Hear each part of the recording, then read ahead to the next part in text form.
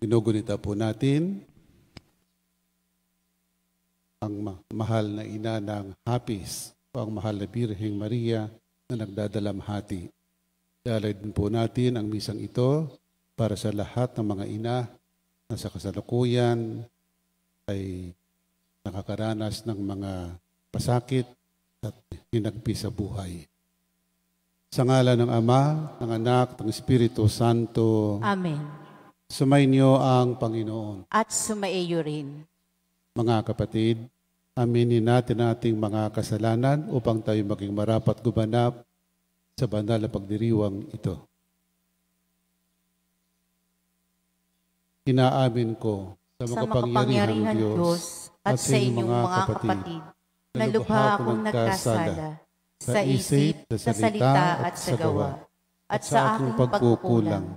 Kaya'y sinasamo ko sa mahal na Birheng Maria, sa lahat ng mga anghel at mga banal, at sa inyong mga kapatid na ako'y ipanalangin sa Panginoong ating Diyos.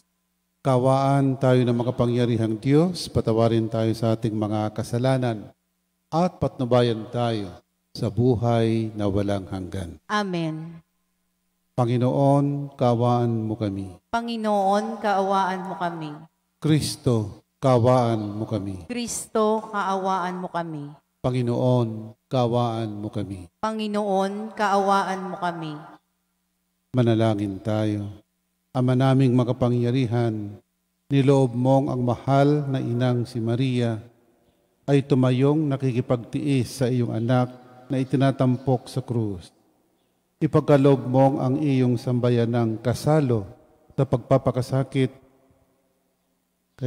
ni Kristo, kaisa ng ina niya, ay marapating makapagdiwang sa piging ng muling pagkabuhay sa pamamagitan ni Kristo kasama ng Espiritu Santo magpasawalang hanggan. Amen.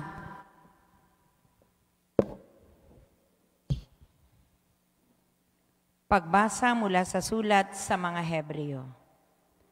Noong si Jesus ay namumuhay rito sa lupa, siya'y dumalangin at lumuluhang sumamo sa Diyos na makapagliligtas sa kanya sa kamatayan. At dininig siya dahil sa lubusan siyang nagpakumbaba. Bagamat siya'y anak ng Diyos, natutuhan niya ang tunay na kahulugan ng pagsunod sa pamamagitan ng pagtitiis. At nang maganap na niya ito, siya'y naging walang hanggang tagapagligtas ng lahat ng sumusunod sa Kaniya. Ang salita ng Diyos. Salamat sa Diyos. Salmong tugunan.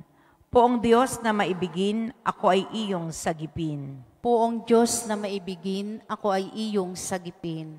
Sa iyo, O Poon, ako'y lumalapit, upang ingatan mo nang hindi malupig. Ang aking dalangin laging sinasambit, iligtas mo ako, O Diyos, na matuwid, ako ay pakinggan, ako ay sagipin. Poon Diyos na maibigin, ako ay iyong sagipin. Tanging kublihan ko, ako ay ingatan, tagapagtanggol ko at aking kaligtasan, tagapagtanggol ko at aking kanlungan, ayon sa sabi mo, ako'y patnubayan. Poong Diyos na maibigin, ako ay iyong sagipin. O aking patnubay, ako ay iligtas, sa patibong nila at unang ng bitag. Sa mga kamay mo, habilin ko'y buhay ko, tagapagligtas kong tapat at totoo. Poong Diyos na maibigin, ako ay iyong sagipin. Subalit, O Poon, ang aking tiwala ay nasa sayo. Diyos na dakila, sa iyong kalinga umaasa ako. Laban sa kaaway ay ipagtatanggol mo at sa umuusig sa sino mang tao. Poong Diyos na maibigin, ako ay iyong sagipin. Ang pagpapala mo'y iyong ilalaan, sa mga anak mo'y may takot na taglay. Kagilagilalas, malasin ninuman, ang pagkalinga mo sa mga hinirang na nangagtitiwala sa iyong pagmamahal. Poong Diyos na maibigin, ako ay iyong sagipin.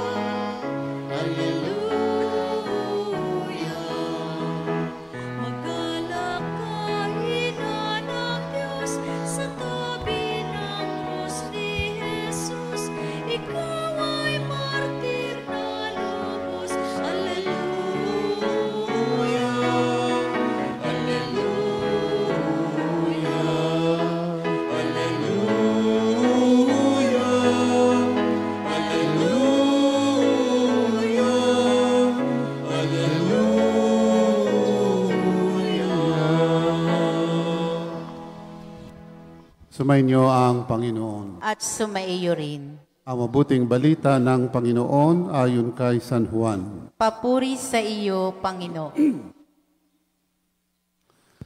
Noong panahon yon, nakatayo sa tabi ng krus ni Jesus ang kanyang ina at ang kapatid na babae nitong si Maria, na asawa ni Cleopas. Naroon din si Maria Magdalena. Nang makita ni Jesus ang kanyang ina at ang minamahal niyang alagad sa tabi nito, kanyang sinabi, "Ginang, narito ang iyong anak." At sinabi sa alagad, "Narito ang iyong ina." Mula noon, siya ay pinatira ng alagad na ito sa kanyang bahay. Ang mabuting balita ng Panginoon. Pinupuri ka namin, Panginoong Hesukristo. Magandang umaga po sa inyong lahat. Ngayong araw po na ito ay tayo, o at least kaming mga oblato sa San Jose, ay nagkaisa kaming lahat sa buong mundo, lahat po ng Oblates of St. Joseph, sapagkat ang Our Lady of Sorrows ay patroness ng congregation ng Oblates of St. Joseph. At ang history po nito ay sa lahat ng mga happy sa buhay ng kapisanan ng Oblates of St. Joseph, marami pong dinanas na happy din ang kapisanan bago itinatag at pagkatapos na maitatag.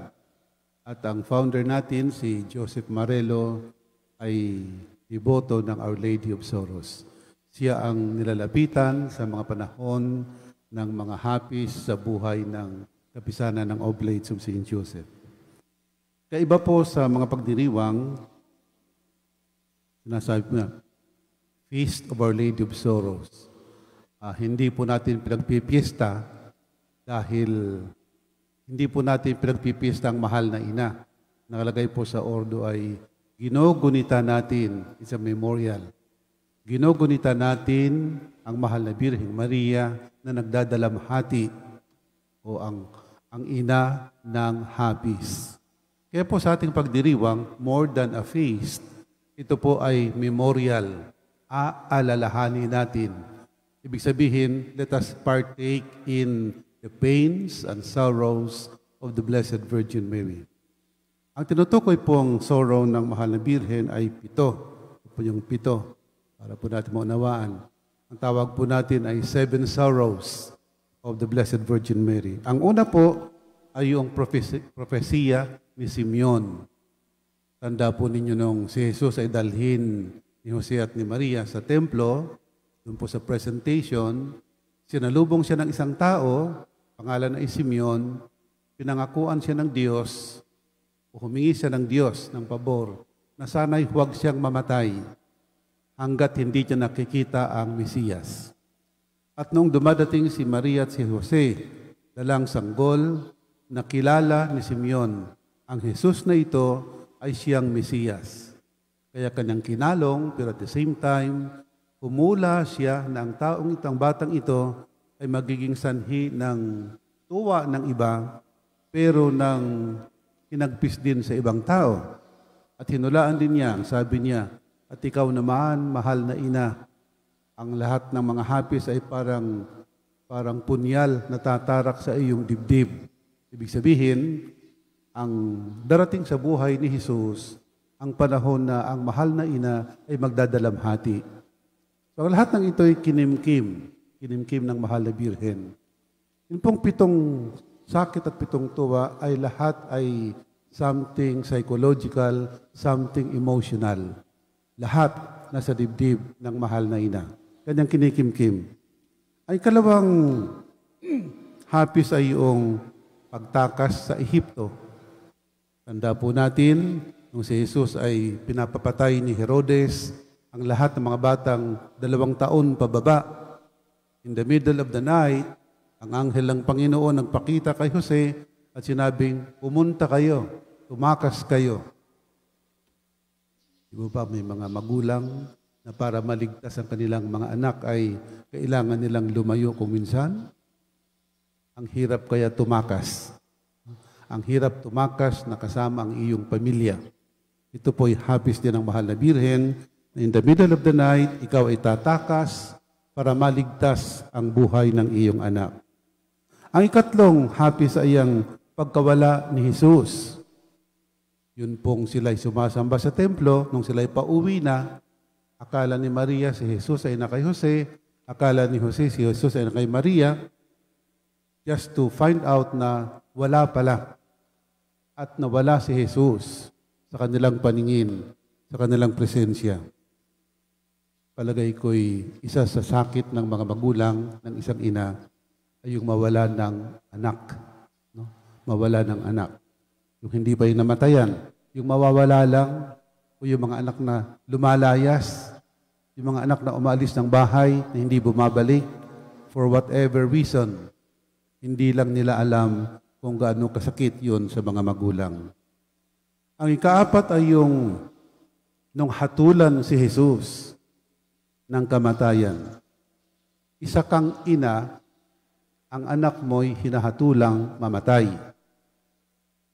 Ba masakit yun? Hindi, we really cannot fathom, hindi talaga natin ma-measure, hindi talaga natin malaman kung ano ang gaano kasakit sa isang ina.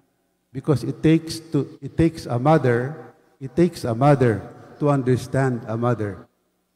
Yung po mga hindi ina, kaming mga pari, halimbawa pag nag-homily, we can only give the homily, but we can never really feel kung anong dinaranas ng isang ina, sapagkat hindi naman kami ina. Kaya, it takes a mother to understand a mother. Yung pong panglima ay yung ipinapako si Jesus. Kanina'y hinatulan, ngayon ipinapako sa krus. Anak mong pinapako sa krus, anak mong nanggaling sa iyo, nakikita mo. Ang ika-anim ay ang pagbaba kay Jesus. Pagbaba kay Jesus na patay na, nanlulupaypay na. At yung pang-pito ay yung paglibing kay Jesus. Sinasabi po namin lagi na the greatest pain that a mother can ever experience is the death of the child. Ang pinakamatinding sakit at hapdi sa buhay ng isang ina ay ang makitang patay at inililibing ang kanyang anak. Sapagkat in the natural order of things, of nature, dapat anak ang naglilibing sa magulang. Malungkot ang mga anak pag naglilibing ng magulang. But that is the natural order of nature. Mas matindi po ang sakit at hapdi at lungkot ng nararanasan ng isang ina pag ang ina ang naglilibing sa anak. Ang lahat po ng ito ay kinimkim ng mahal na Birhen sa kanyang dibdib. Kaya nga sa araw na ito, ginugunita natin ito to partake of the pain of the Blessed Virgin Mary. Sapagkat hindi po natin lubos mauunawaan pag hindi tayo nakikiramay. Hanggat hindi mo nararamdaman, hanggat hindi ka nakikiramay sa hapdi na ito, hindi mo talaga lubos na mauunawaan. Kaya nga sa buhay natin, mararamdaman mo lang, malalaman mo lang ang hapdi na dinaranas ng isang tao kung ito ay mararamdaman mo rin. Kaya sa araw na pong ito ay it's a time to reflect. Hindi lang po, inuulit ko po katulad kanina bago mong simula ang misa, hindi lang para sa mahal na Birhen, kundi para din sa lahat ng mga ina na sa kasalukuyan ay nagdurusa o naghihinagpis dahil sa mga bagay na katulad nito. Mga bagay na inalang ang nakakaranas, mga bagay na inalang nakakaranas ng hapding katulad ng sa mahal na Birhen. Ialay po natin ang misang ito para sa lahat ng mga inang nagdadalamhati at naway ang mahal na ina ng hapis ay kalugdan sila at ang mahal na ina ay mamamagitan para sa mga inang nagdurusa. Sa ngalan ng Ama at ng Anak ng Espiritu Santo. Amen.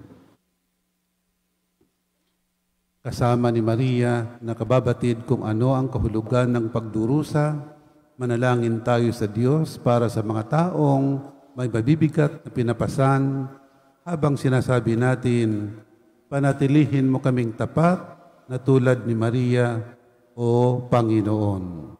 Panatilihin mo kaming tapat tulad ni Maria, O Panginoon.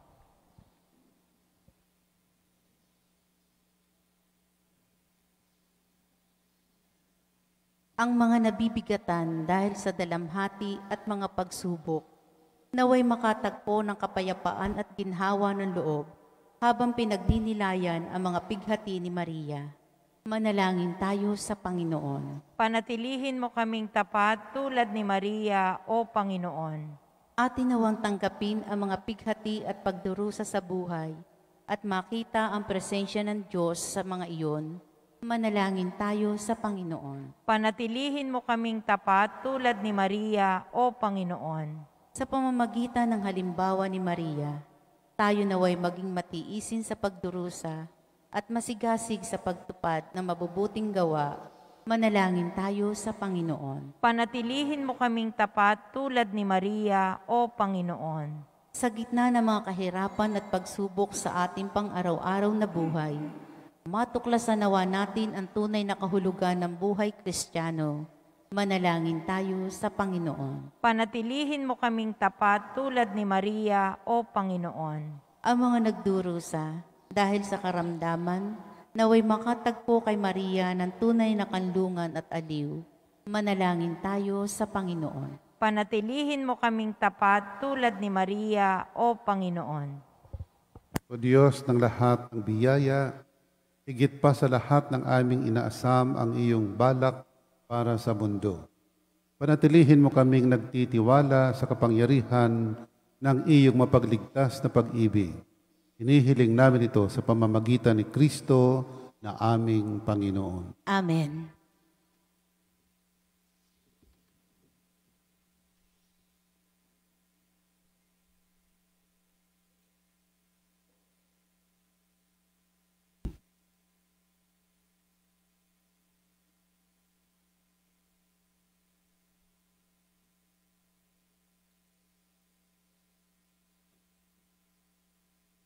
Kapuri-puri ka Diyos sa mga lumikha sa sanlibutan, sa iyong kagandahang loob, narito ang aming mayaalay. Mula sa lupa at bunga ng aming paggawa ang tinapay na ito para maging pagkaing nagbibigay buhay. Kapuri-puri ang poong may kapal, ngayon at kailanman.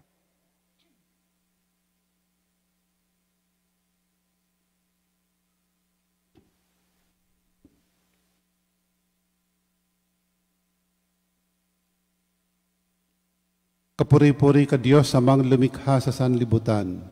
Sa iyong kagandahang loob, narito ang aming mayaalay. Mula sa katas ng ubas at bunga ng aming paggawa ang alak na ito para maging inuming nagbibigay ng iyong Espiritu. Kapuri-puri ang poong may kapal, ngayon at kailanman.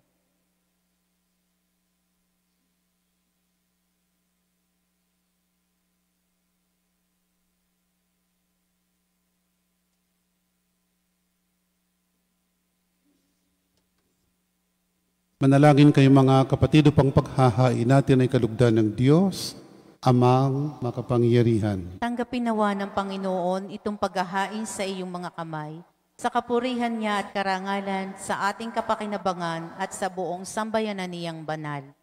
Ama naming lumikha, tanggapin mo ang aming mga panalangin at mga alay para sambahin ang ngalan mo sa aming paghahain ngayon. Aming ginugunitang mahal na Birhen, na niloob mong maging ina naming maasahan sa kanyang pagtayo sa paanan ng krus ni Jesus. Inululuhog namin ito sa pamamagitan ni Kristo, kasama ng Espiritu Santo, magpasawalang hanggan. Amen. Sumayin niyo ang Panginoon. At sumaiyo rin. Itaas sa Diyos ang inyong puso at diwa. Itinaas na namin sa Panginoon. Pasalamatan natin ang Panginoong ating Diyos. Marapat na siya ay pasalamatan. Ama naming makapangyarihan, tunay kang marapat ako ay aming pasalamatan. Pinagbibigyan mong ito'y aming maihayag, kahit na ito'y walang anumang maidaragdag. sa kadakilaang sa iyo ay likas. Sa pagpupuri namin, ang nakikinabang ay kami ring iyong pinakikiharapan sa pamamagitan ng iyong anak na minamahal. Kaya kaysa ng mga anghel nagsisiawit ng papuri sa iyo, nang walang humpay sa kalangitan kami nagbubunyi sa iyong kadakilaan. Santo, Santo, Santong Panginoon Diyos ng mga hukbo, napupuno ang langit at lupa ng kadakilaan mo. O sana sa kaitaasan, pinagpala ang naparirito sa ngalan ng Panginoon. O sana sa kaitaasan.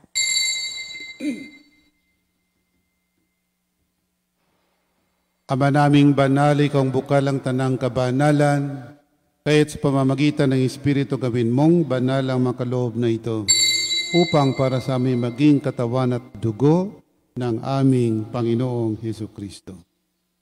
Bago niya pinagtiis ang kusang loob na maging handog, hinawakan niyang tinapay, pinasalamatan kanya, pinaghati-hati niya yon. Iniabot sa kanyang malagad at sinabi, tanggapin ninyong lahat ito at kanin. Ito ang aking katawan na hahandog para sa inyo.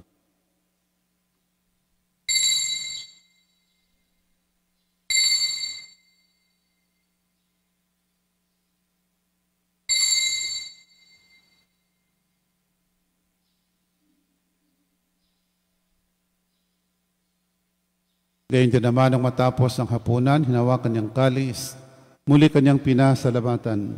Niabot niya ang kalis sa kanyang malagad at sinabi, tanggapin niyong lahat ito at inumin. Ito ang kalis ng aking dugo, ng bago at walang hanggang tipan. Ang aking dugo ni bubuhos para sa inyo at para sa lahat sa kapagpapatawad ng mga kasalanan. Gawin ninyo ito sa pag-alaala sa akin.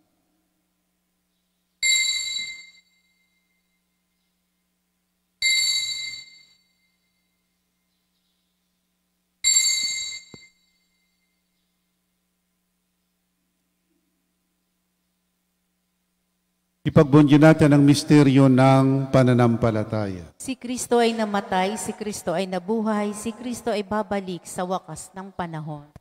Ama, ginagawa namin ngayon ang pag-aalala sa pagkamatay at muling pagkabuhay ng iyong anak. Kaya tiniaalay namin sa iyong tinapay na nagbibigay buhay at ang kalis na nagkakalob ng kaligtasan.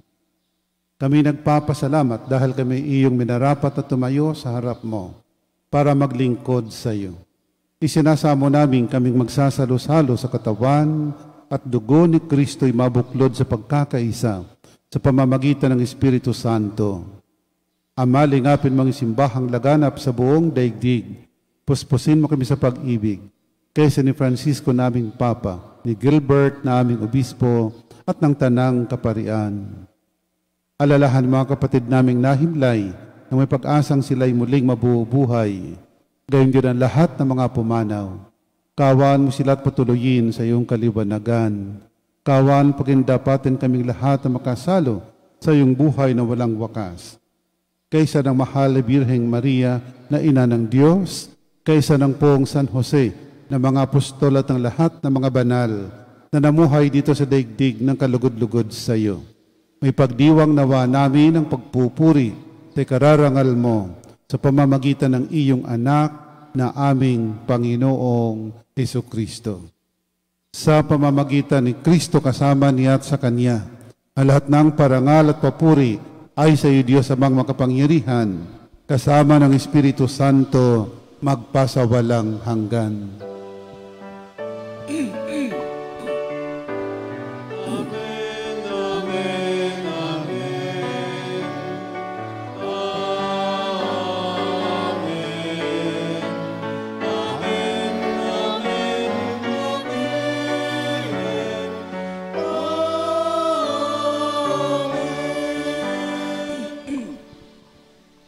Sa tagubilin, makagagaling na utos sa turo ni Jesus na Panginoon natin at Diyos, awitin natin ang Ama namin.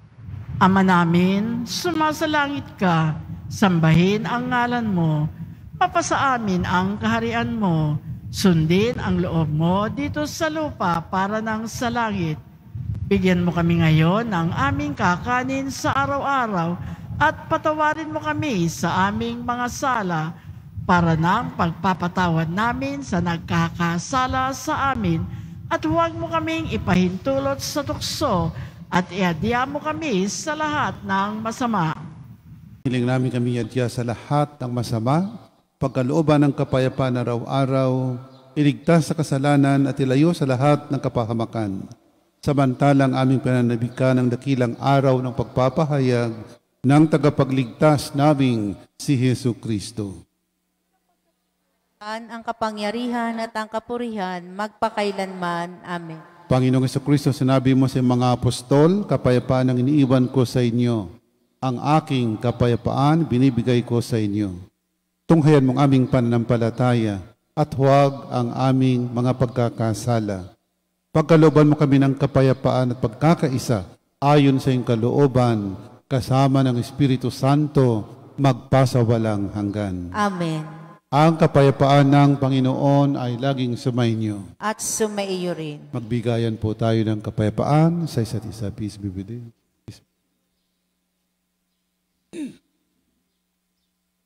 Kordero ng Diyos, Na nag-aalis na mga kasalanan ng sanlibutan, maawa ka sa amin. Kordero ng Diyos na nag-aalis na mga kasalanan ng sanlibutan, maawa ka sa amin. Kordero ng Diyos na nag-aalis na mga kasalanan ng sanlibutan, ipagkaloob mo sa amin ang kapayapaan. mga kapatid, narito si Kristo ang Kordero ng Diyos na nag-alis sa mga kasalanan ng sanlibutan. Mapalad tayong nanyayahan sa kanyang piging. Panginoon, hindi ako karapat-dapat na magpatuloy sa iyo, ngunit sa isang salita mo lamang ay gagaling na ako.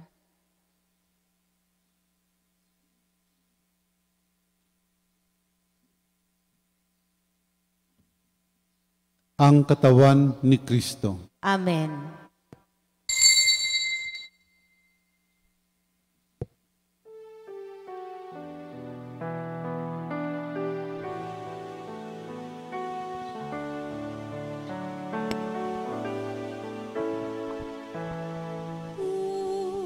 Itong aming paglalaya,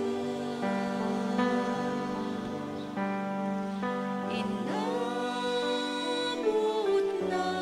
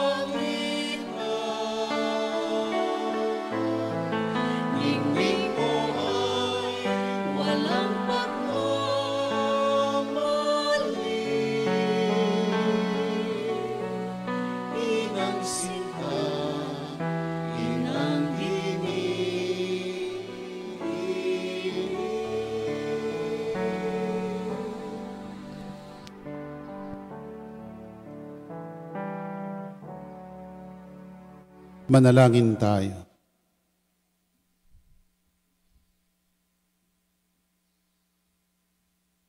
Ama naming mapagmahal,